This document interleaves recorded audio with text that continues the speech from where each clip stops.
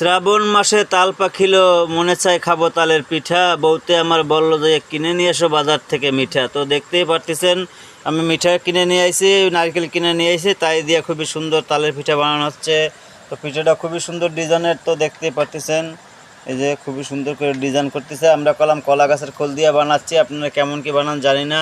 তো ভালো লাগলে ভিডিওটা অবশ্যই একটু শেয়ার করে দেবেন, আর কেমন হয়েছে পিঠা বানানো অবশ্যই কমেন্টে জানাবেন। তো দেখতেই পারতেছেন আমার ওদিকে বুন কলম সাজাচ্ছে অটোমেটিক পিঠা। এখন আমরা রাইস কুকারে দেব। তো আমার বুনেরটা তেমন একটা ভালো হচ্ছে না, ওইটা একটু নরম, তো এই পাশেটা একটু শক্ত বলে খুবই ভালো হচ্ছে। এখানে আমিও বানাইছিলাম। তো ভালো লাগলে ভিডিওটা শেয়ার করে দেবেন। এটুকু কথা, রাখি, খোদা হাফেজ। শ্রাবণ মাসে তাল পাখিলো, মনে চায় খাবো তালের পিঠা। বউতে আমার বললো যে কিনে নিয়ে এসো বাজার থেকে মিঠা। তো দেখতেই পারতেছেন আমি মিঠা কিনে নিয়ে আইছি, নারকেল কিনে নিয়ে আইছি, তাই দিয়ে খুবই সুন্দর তালের পিঠা বানানো হচ্ছে। তো পিঠাটা খুবই সুন্দর ডিজাইনের, তো দেখতেই পারতেছেন এই যে খুবই সুন্দর করে ডিজাইন করতেছে। আমরা কলা গাছের খোল দিয়ে বানাচ্ছি, আপনারা কেমন কি বানান জানি না। তো ভালো লাগলে ভিডিওটা অবশ্যই একটু শেয়ার করে দেবেন, আর কেমন হয়েছে পিঠা বানানো অবশ্যই কমেন্টে জানাবেন।